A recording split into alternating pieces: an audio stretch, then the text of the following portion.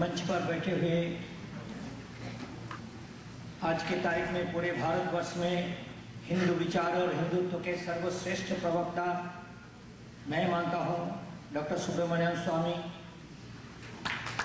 कमल स्वामी, साहेब राजीव मालहोत्रा जी, डिग्नी रहा, कल्याण विश्वनाथन जी, शशि केजरीवाल जी, आयोजकों में सभी मित्र बंधुओं, माता बहनों,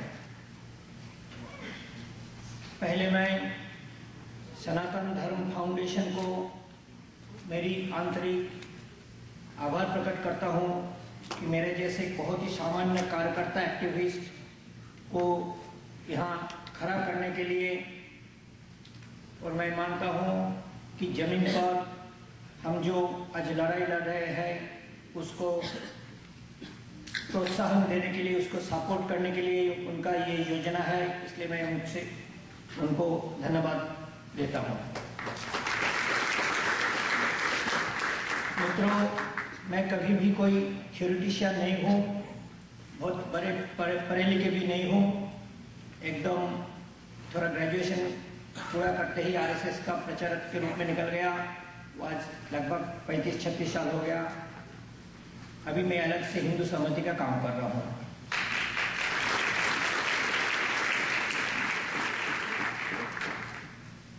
जब राम मंदिर आंदोलन में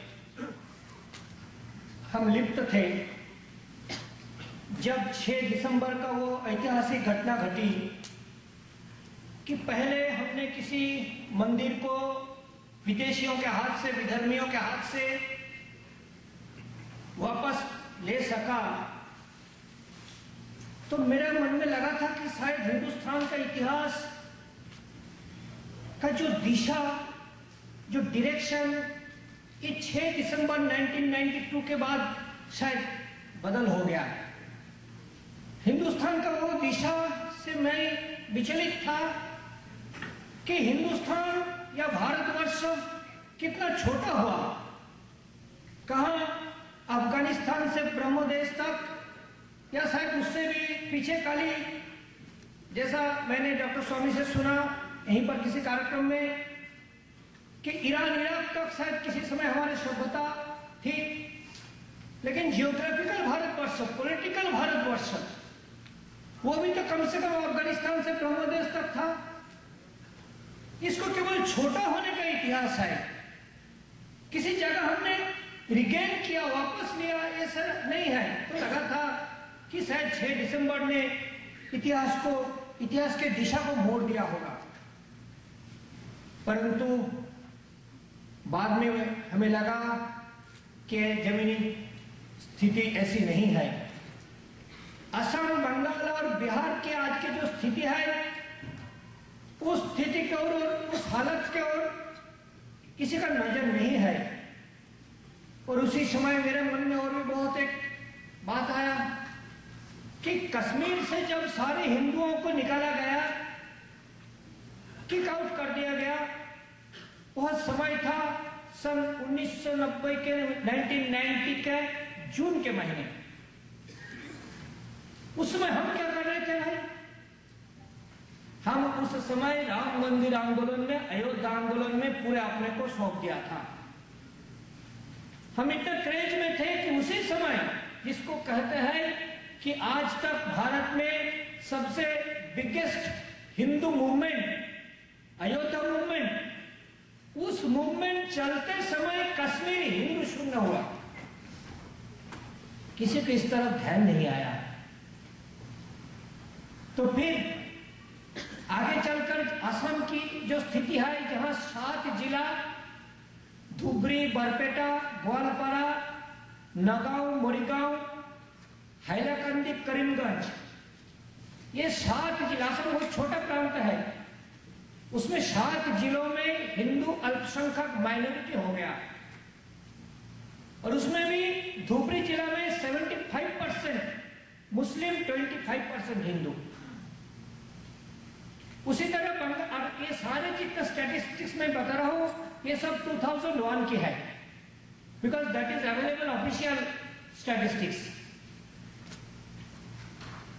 पश्चिम बंगाल का, वेस्ट बंगाल का मुर्शिदाबाद, मालदा और north Dinajpur 3 district Hindu minority.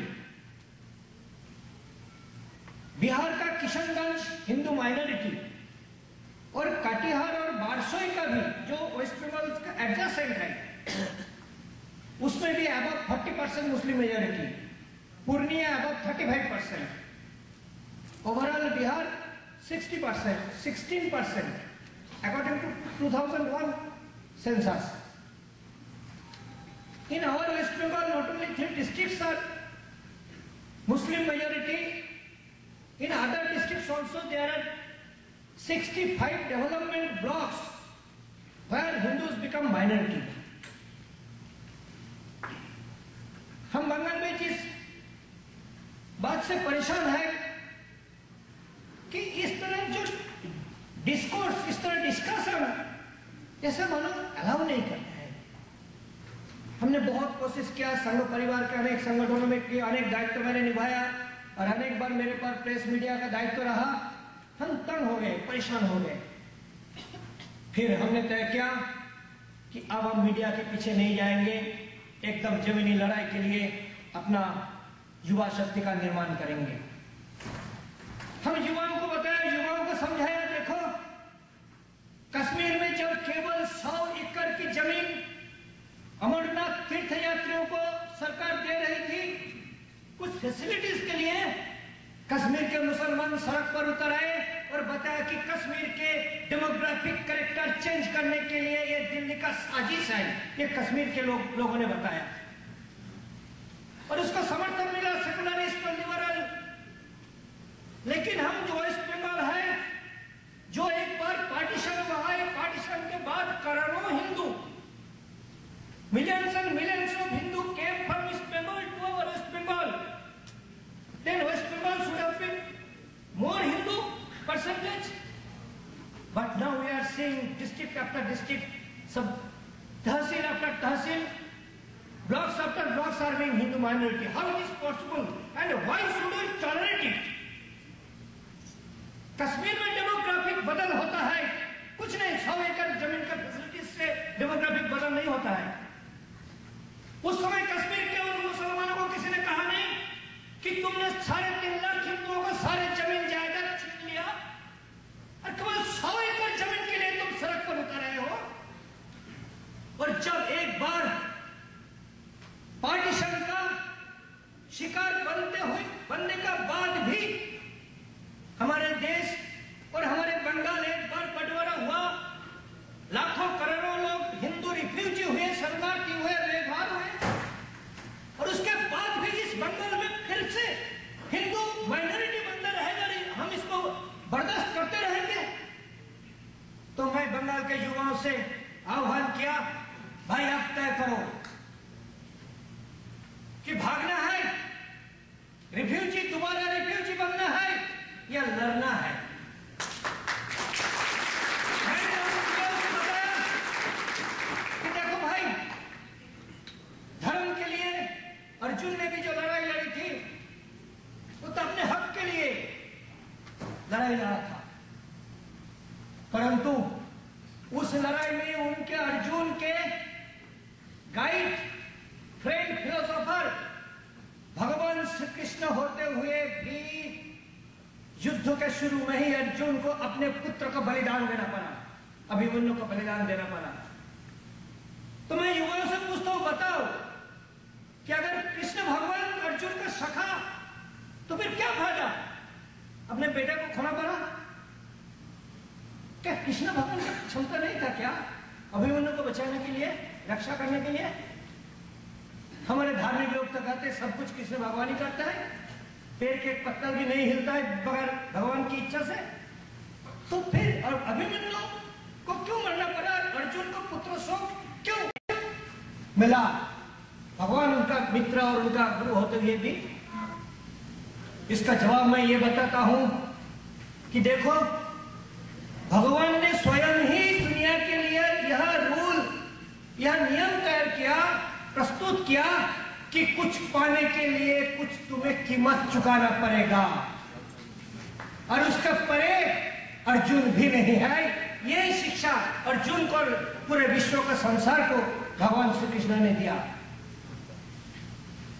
हमने जब देश को खोया, हमने जब देश छोड़ा, चाहे पंजाब हो, चाहे सिंध हो और चाहे बंगाल हो, क्या हम अपना जमीन रखने के लिए, हमारा देश को रखने के लिए क्या कीमत देने के लिए हम तैयार थे? हम नहीं थे, इसलिए भाग के चले आए। अगर यही मेंटेलिटी, यही साइकोलॉजी, यही फिलॉसफी यही अगर कंटिन्यू करेगा तो फिर वो जो इतिहास का दिशा के बारे में मैंने बताया, हिंदुस्तान छोटा होता ही रहेगा, होता ही रहेगा, और हम उसको अनदेखा करते ही रहेंगे, तो फिर इसका सुधार नहीं होगा।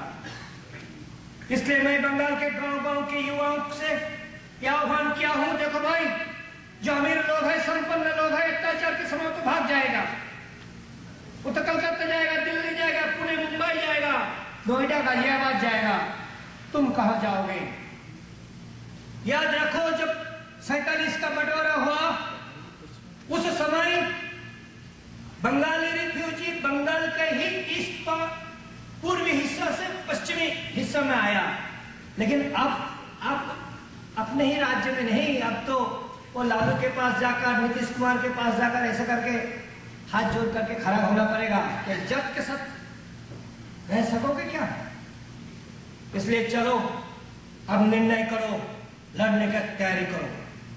ये जो काम सहमति आम एक परसेप्शन बन गया है कि बंगाली लड़ते नहीं, चलो परसेप्शन को रहने दो, जाने दो, लेकिन हम क्या उसी परसेप्शन में देखते हैं, हाँ भाई हम तो भागने वाला है, भागेंगे, और पिछले बार जो रिफ्यूजी बने थे आप वो हमारे मार्गदर्शन करेंगे, हमें गाइड करेंगे कैसा भागना पड़ता है। यही नतीजा, क्या और जाओगे या कुछ और करोगे? जब तुम्हारे मां बहनों पर छेड़खानी होता है, पूजा में जाते हैं, छोटा सा 24 परगना जिला का एक गांव है, गांव का नाम अजीब है, मोल्लाहाटी गांव, लेकिन वहां रहते हमारे ट्राइबल आदिवासी रहते हैं। उनके महिलाएं पूजा की प्रसाद की थाली लेकर मंदिर में जा रहे हैं, उस सड़क के चौक पर मुसलमान लड़के बैठे हैं, जाके वो चाची करके उसका थाली से प्रसाद उठा के ले लेता है, खा लेता है। जब दुर्गा पूजा का और भीड़ में लोग दर्शन करने जाते हैं, मुसलमान लड़के उसमें भीड़ में घुसकर महिलाओं के शरीर पर हाथ लगाते हैं। जब हमारे विसर्जन का जुलूस शोभा यात्रा होता है, उस समय मुसलमान लड़कों का ऐसा तो मूर्ति मुझे उनके लिए हराम है, लेकिन हमारे इस सारे कार्यक्रम में घुसकर और नाचते नाचते हिंदू लड़कियों पर हर गांव से, हर कस्बे से हिंदू लड़के मुसलमान लड़कों का टारगेट हो रहा है। लाभ जिहाद ये शब्द हिंदू, आम हिंदू नहीं जानते हैं, लेकिन आम हिंदू को पता है कि हमारे कितने लड़कियां जा रही है, धोखे से जा रही है, बिलो 18 ईयर्स जा रही है। आप हैरान हो जाएंगे, कलकत्ता हाईकोर्ट ने एक राय दिया कि एक 15 साल की लड़की, हिंदू लड़की, मुस्लिम से शादी किया, उसके खिलाफ डिस्ट्रिक्ट कोर्ट तो उस लड़के के जो पिता केस दायर किया था उसके पक्ष में राय दिया। जब हाईकोर्ट में गया, कलकत्ता हाईकोर्ट ने ये राय दिया कि according to Hindu marriage law in present situation above below 18 years girl cannot be married, but since the girl has been converted to Islam, therefore in 15 years she is allowed to marry. Calcutta high court को ये नहीं आया कि ठीक है भाई, मुस्लिम law में 15 साल में शादी जरूर हो सकता है, लेकिन हिंदू लड़की 15 साल में कन्वर्ट कैसे हुई without the consent of her parents? This is the macro situation of our state province. हिंदुओं पर अन्याय होना 2003 का 5 फरवरी नदिया डिस्ट्रिक्ट, वेस्ट बंगाल का बॉर्डर डिस्ट्रिक्ट है नदिया का धानतला नाम के गांव था। रात को बारात वापस जा रहा था, उसमें एक बास और एक सुमो गाड़ी जीप, उसको रोककर मुसलमानों ने सारे महिलाओं को सड़क के जस्ट बगल में मद्रासा में ले गया, सारे पुरुषों को बस के छत में बिठाया बंदूक के नोक पर, और पूरा रात भर रेप किया। मास रेप हुआ 2003 5 फरवरी। The name of the village is Aismali, police station Dhantala, district Nadia, west Bengal. कोई विचार नहीं हुआ। इस तरह हमारे जो गरीब तबका है, schedule caste and schedule tribe तबका है, उनके महिला हमेशा मुसलमानों का बुरा नजर का शिकार बन रहा है। वो थाना में जाएगा, थाना उसको कंप्लेंट दर्ज नहीं कराएगा, अगर कराएगा भी तो छेड़खानी मोलेस्टेशन का कराएगा, मेडिकल टेस्ट नहीं कराएगा, उसको नहीं पकड़ेगा बदमाश को। इसके साथ जोड़कर हिंदू लड़कियों को बेच देना ब्रॉथल में, खास करके दिल्ली, पुणे इसमें ज्यादा फेमस है, और ऐसी लड़कियों को रेस्क्यू करके लाना, ये सब हम करते हैं। और उस समय हमें वो कहानी सुनने को मिलता है कि कितना धोखा और कितना अत्याचार हमारे छोटी छोटी लड़कियों पर हुआ है। परंतु इसमें एडमिनिस्ट्रेशन, थाना क्यों नहीं एक्टिव होता है? सिंपल 2 या 3 कारण है। एक तो मुसलमान थाना को पैसा देता है, दूसरा थाना वायलेंस से डरता है। थाना को लगता है, पुलिस को लगता है अगर हिंदू कोई प्रतिकार करेगा 100, 200, 500 हिंदू, तो मुसलमान हजारों की तादाद में आकर तोड़ फोड़ कर देगा। इसलिए जो कुछ एक बार हो गया, चलो एक रेप हो गया, एक मंदिर तोड़ दिया, कुछ भी हो गया, इतना छोटा सा हुआ ना, अब हिंदू इसको प्रतिकार करेगा, हजारों मुसलमान आएगा और वायलेंस बनेगा, हम उसको कंटेन नहीं कर सकेंगे। तो इसलिए जो प्रतिवाद जो कर रहा है, जो उसका प्रोटेस्ट कर रहा है, उसी को दबा दो। ये सेकंड रीजन है, कॉज है। और third reason is political influence. मुसलमान इकट्ठा वोट देता है, मुस्लिम वोट बैंक आप जानते हैं, इसलिए सभी पॉलिटिकल पार्टी मुस्लिम अपीसमेंट। मुस्लिम अपीसमेंट माने यानी क्या? अगर सरकार मुसलमानों को मदरसा बनाने के लिए करोड़ों रुपया दे दिया, मस्जिद बनाने के लिए दे दिया, तो भी हिंदू को डायरेक्टली डिस्टर्ब नहीं होता है। हमारे लिए मुस्लिम अपीसमेंट का पहला अर्थ होता है कि मुसलमानों का अन्याय के खिलाफ एडमिनिस्ट्रेशन कुछ पहल नहीं करेगा। This is Muslim appeasement for us, this is our first concern. Not that कि हज के लिए कितना पैसा दे रहे हैं, हमें पता है, हम कुछ नहीं कर सकते, लेकिन कम से कम एक मर्डर हुआ, एक रेप हुआ, एक डकैती हुआ, मंदिर तोड़ा, अटैक हुआ, उसमें कुछ करो, थाना नहीं करेगा।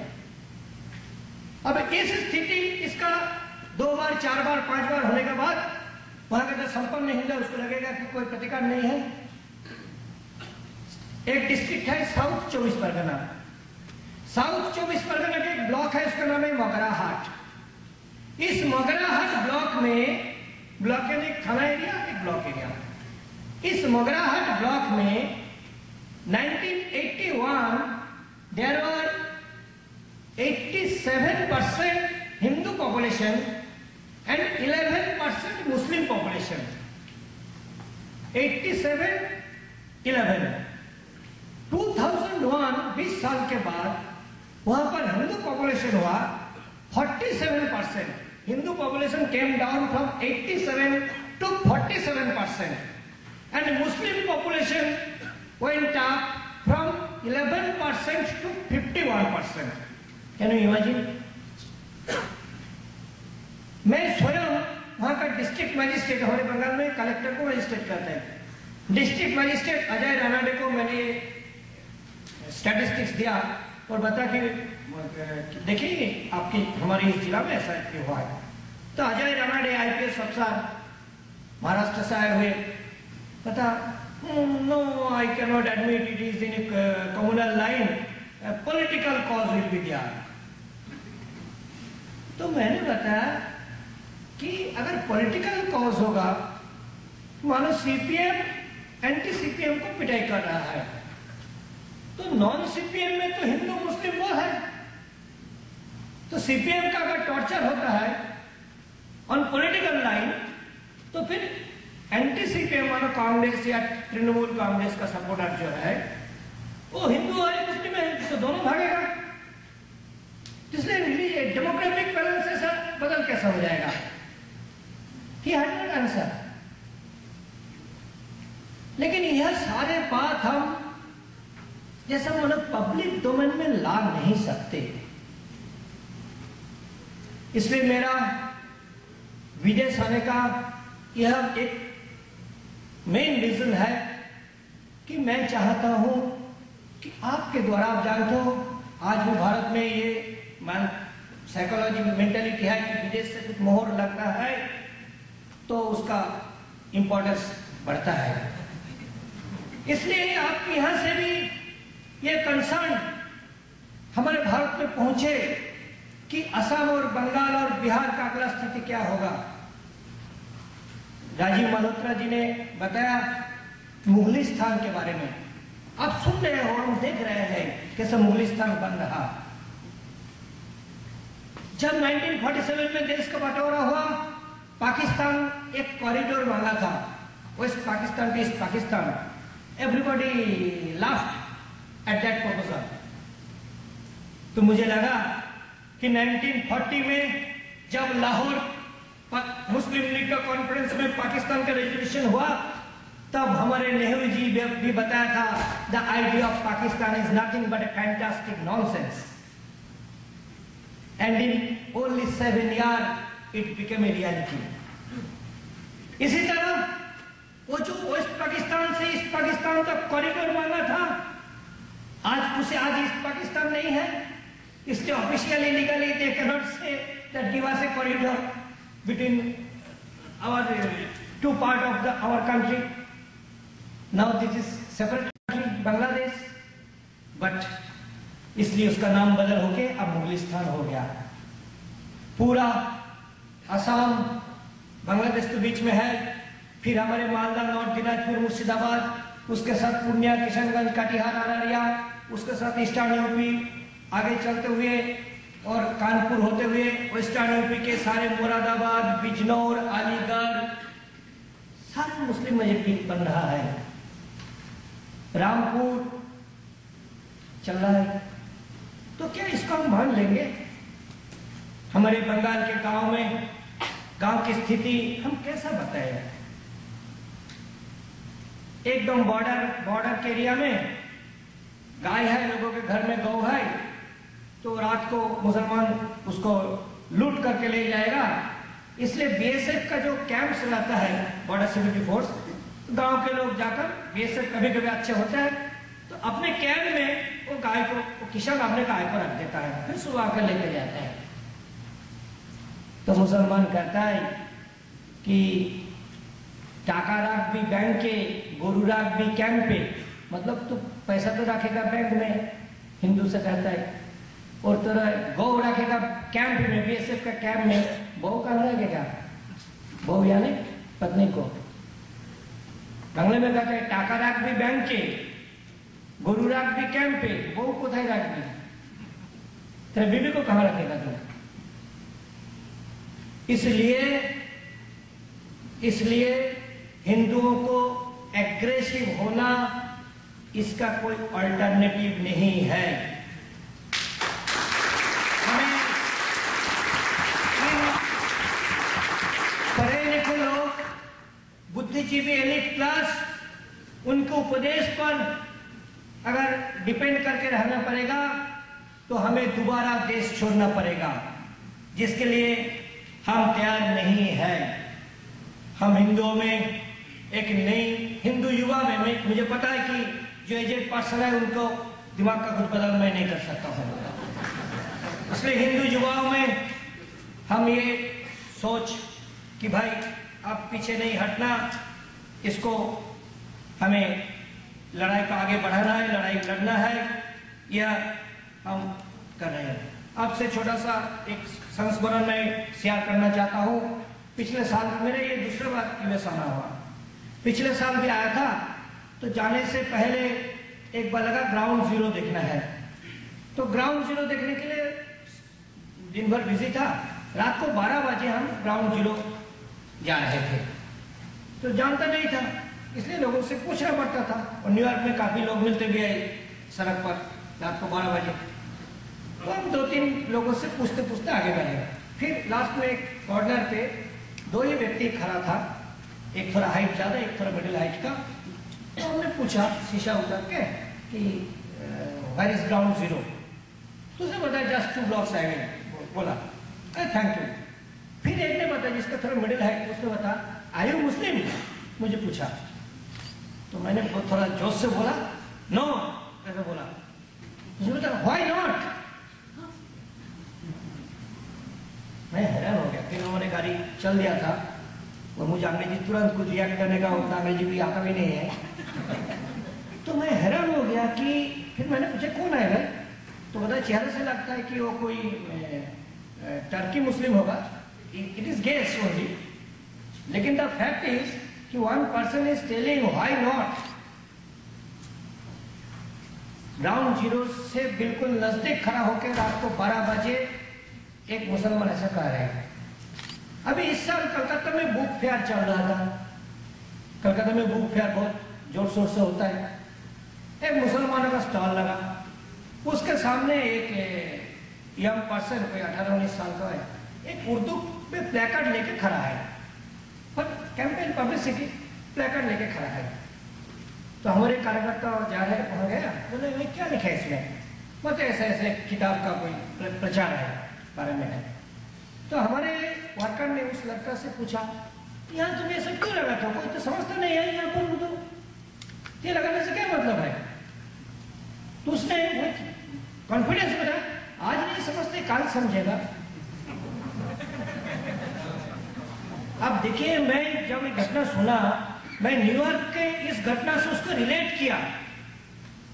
आप कृपया इसको थोड़ा डीपली सोचे कि जो इस्लामिक उम्मा कहते हैं, उम्मा इस्लामिक ब्रदरहुड, पूरे दुनिया का मुसलमानों को एक सूत्र में वो बंधा है। एक प्रकार की साइकोलॉजिकल ट्रेनिंग हो रहा है। रात को 12 बजे न्यूयॉर्क में कहता है कि why not you R A मुस्लिम, और कलकत्ता का बुक फेयर में मुसलमान कहते आज नहीं समझता काल समझेगा। मतलब उसका जो कन्विक्शन, उसका जो कॉन्फिडेंस उसमें डाला गया कि the whole world will be one day Islamic दारुल इस्लाम, और उस सपना को पूरा करने के लिए वो चल रहे। और शायद कल ही मैं स्वामी जी से आप किसी से सुना कि India is the unfinished chapter of Islamic history and they are going to finish it, that is from Mecca to Indonesia. ये जो इस्लामिक एक लैंड बना है, इसके बीच में इंडिया नॉन इस्लामिक, टूटा हुआ India, partition India non Islamic रूप में रह गया। इसको दारुल इस्लाम में कन्वर्ट करना, ये उनका सोच है, संकल्प है। लेकिन उसका पहला खतरा क्या नागपुर नहीं जाएगा, हैदराबाद सिटी में 40% मुस्लिम है, हैदराबाद सिटी नहीं जाएगा। कश्मीर गया, next target is Assam and Bengal and north Bihar. इस बात की रियलाइजेशन समाज के ऊपर स्तर में होना चाहिए। जब ऊपर स्तर में होगा तब तो नीचे स्तर में इसको रोकने के लिए जो लड़ाई, उस लड़ाई को मान्यता मिलेगी। इसलिए हमने जो काम शुरू किया उसका 2 ही कार्य है कि गांव-गांव में सामान्य हिंदू, अनपढ़ हिंदू, उन पर जब अत्याचार होते हैं और जब थोड़ा कुछ प्रतिकार करने का कोशिश करते हैं तो समाज के वातावरण में ऐसा है कि उसको दबाया जाता है। No no no no, communal harmony, communal harmony. अरे भाई हुआ है रे, किसी थानेदार के पास गया या नेता के पास गया, इसका रिप्लाई क्या मिलते, communal harmony, communal harmony maintain करना है। रेप के बारे में नहीं, वो बाद में। तो एक जो विक्टिम हिंदू, उनको समझ में नहीं आता कि वेदर आई टू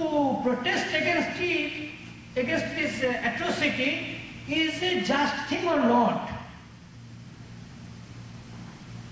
इसलिए हमारा प्रथम काम है कि हिंदू को इसका प्रतिकार, प्रतिरोध और प्रतिवाद करने के लिए उनको मॉरल सैंक्शन देना कि ये तुम जो कर रहे हो ये सही काम है, तुम्हें करना चाहिए, ये नेचुरल है, ये हक है, उनको मॉरल सैंक्शन देना। और दूसरा, उनको मदद करना, सपोर्ट करना। और सपोर्ट तीन चार प्रकार की होता है। पहले तो उनके पास जाना, वो स्थान विजिट करना, फिर वो प्रशासन तक अनेक बार पहुंच नहीं पाते, पहुंचते भी प्रशासन उसको लात मार के भगा देता, तो प्रशासन में जाकर, एडमिनिस्ट्रेशन में जाकर ठीक ठाक कंप्लेंट दर्ज करना, उसका कुछ भी टेक्निकलिटी है, वो सब हमने किया। तीसरा काम है कि वो जब लड़ाई लड़ता है तो वही बंद होता है, अरेस्ट होता है। मुसलमान अरेस्ट नहीं होता है, हिंदू अरेस्ट होता है। तो उस समय उसका 100% कानूनी सहायता करना, उसका जमानत के लिए व्यवस्था करना, वकील देना, जेल में है तो जेल में देख करना, और उसके बाद उसका परिवार को मदद करना।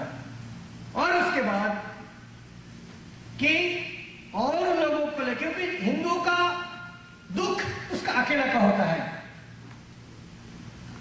हमारा काम इतना है कि एक हिंदू महिला पर रेप हुआ है, अत्याचार हुआ है, तो उस एरिया के 500, 1000, 2000, 5000 हिंदू की इकट्ठा करके प्रोटेस्ट करना, रोड जाम करना और उसका कुछ न कुछ प्रतिकार कराना।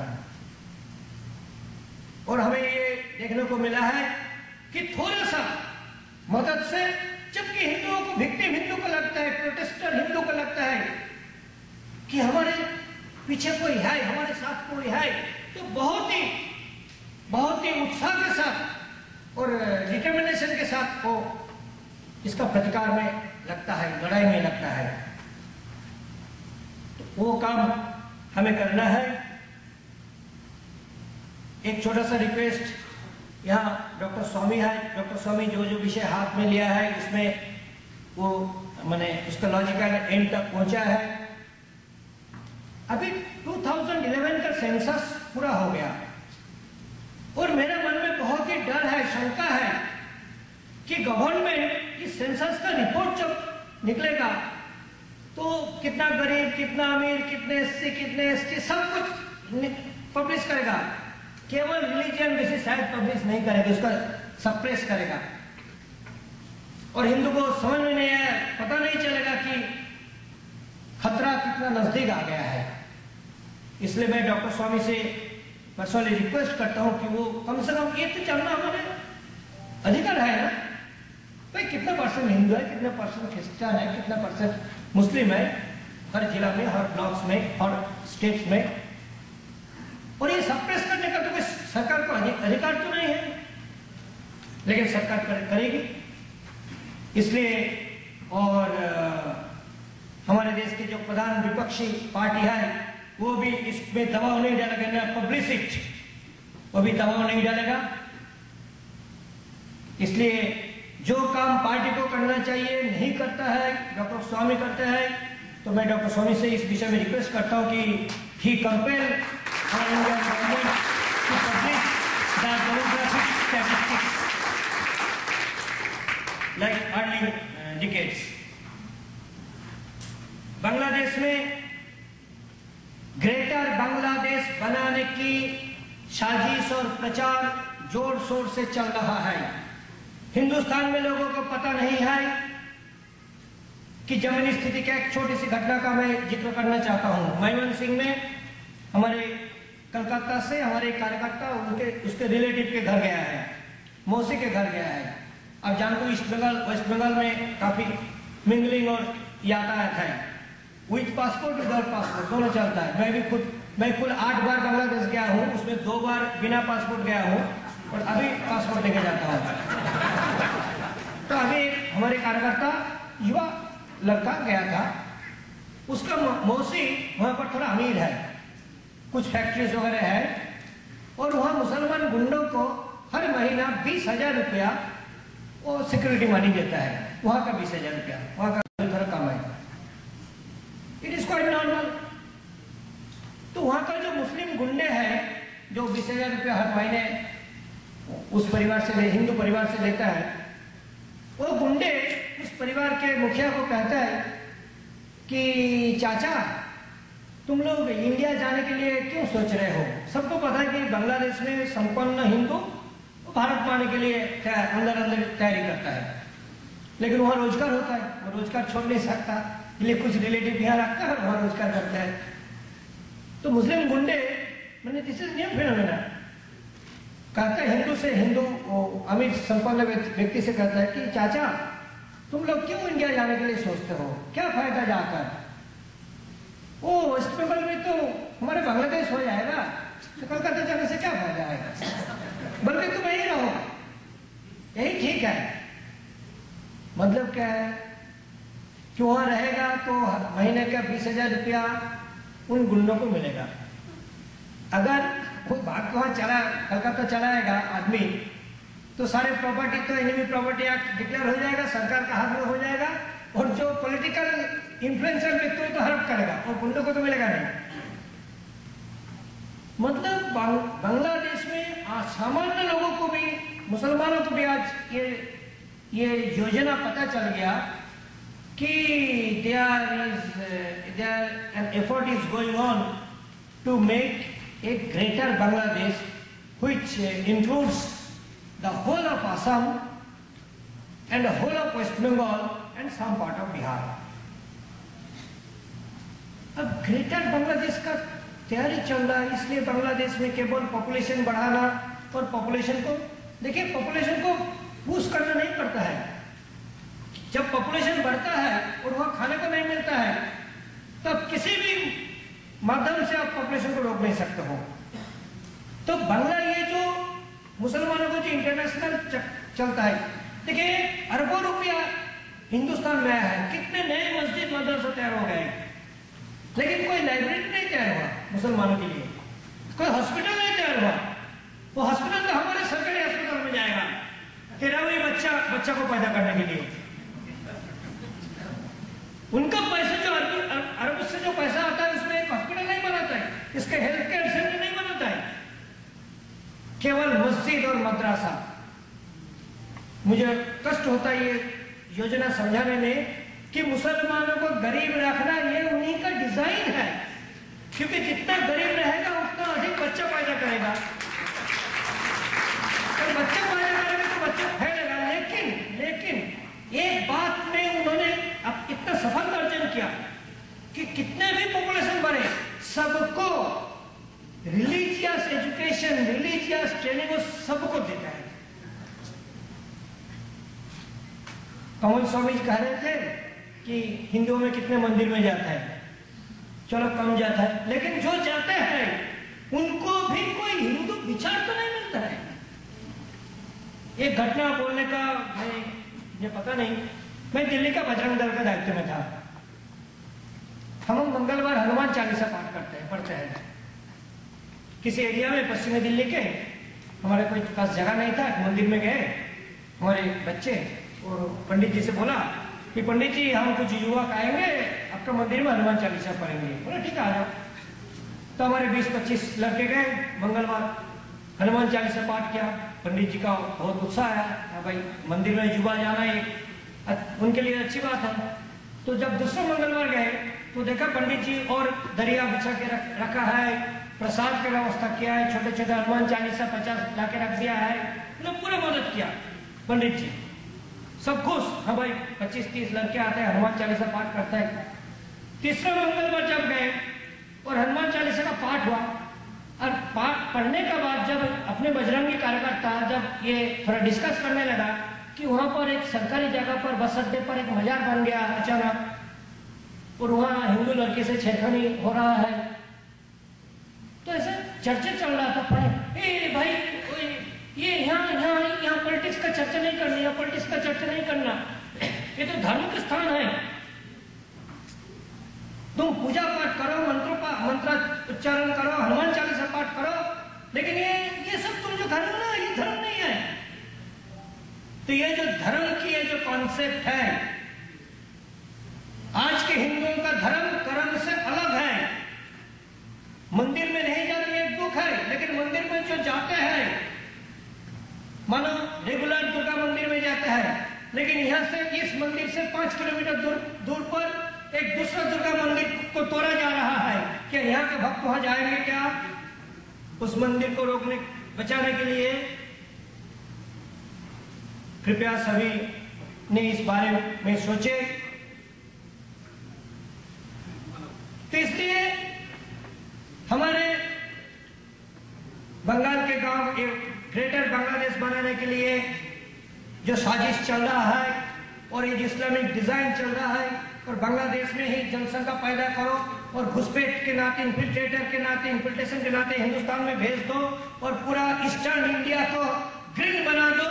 और आपको पता है कि वेस्टर्न यूपी में उन्होंने एक हरित प्रदेश डिमांड भी कर दिया, जिसको अजीत सिंह ने समर्थन दे रहा है। वो हरित प्रदेश बनते ही और मुस्लिम मेजॉरिटी प्रदेश बन जाएगा।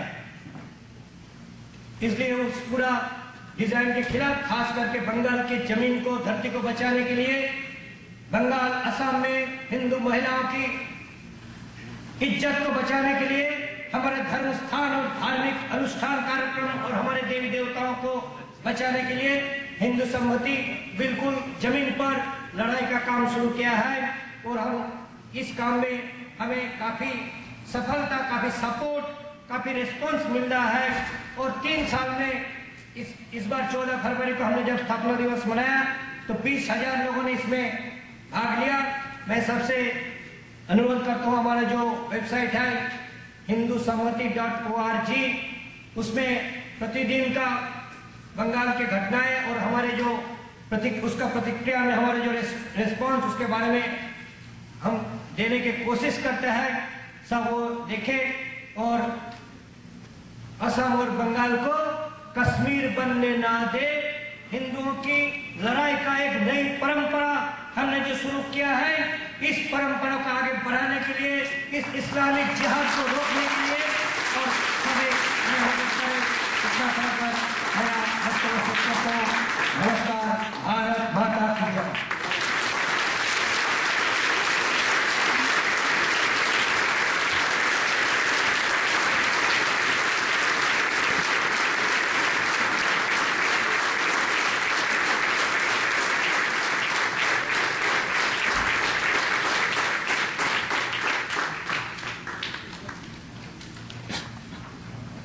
Doesn't your heart melt to hear what's happening in Bengal, right? So, Sri Tapan Kumar Ghosh is clearly in the front lines of the Kurukshetra. He's in the front lines. We're all way back here. And with your support, with your generous support, we are able to give him this award of Hindu Dharma Rakshaka Kshatriya Award. No one deserves it more than Tapan.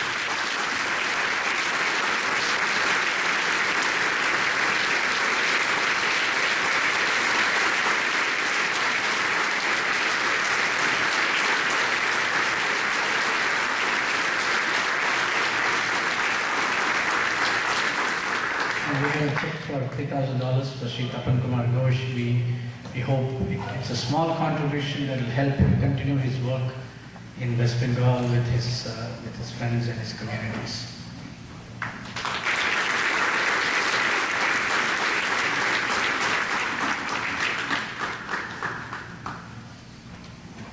Okay, on to the next. We request you all not to record anything on your phone, iPad, iPhone, Android, whatever microphone it is. Please.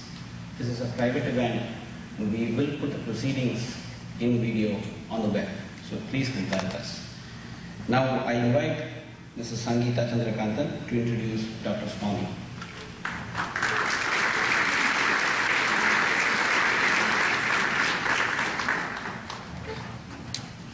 Namaste.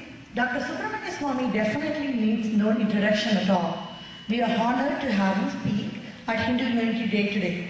He has been previously received the Hindu Dharma Rakshaka Kshatriya Award given by Sanatana Dharma Foundation in 2008 at Hindu Unity Day.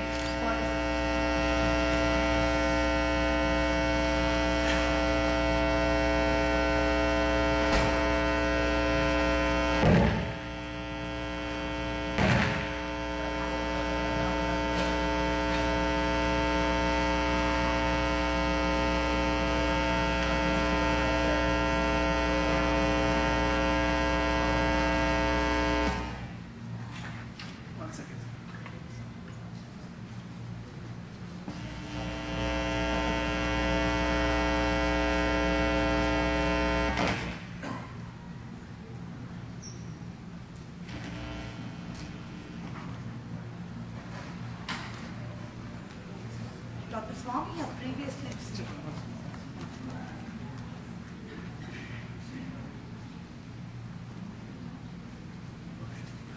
Dr. Swami has previously received the Hindu Dharma Rakshaka Kshatriya Award in 2008 at Hindu Unity Day.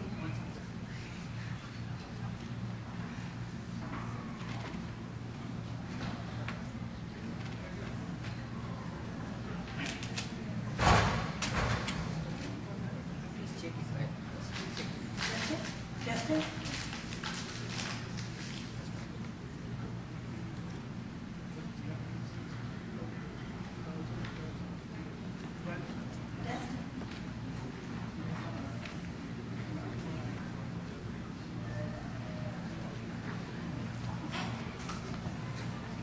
Tapanji, you said about their library, they don't have it. The reason is very simple, they only have one book. How can they have a library with one book? Right?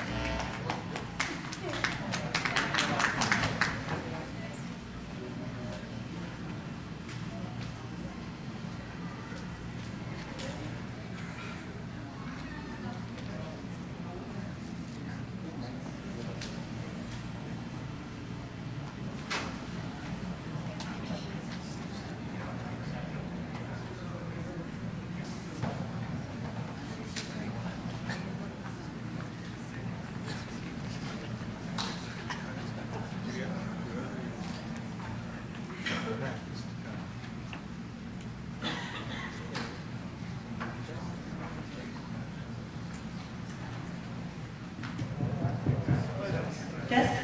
Yeah. Dr. Swami has previously received the Hindu Dharma Rakshaka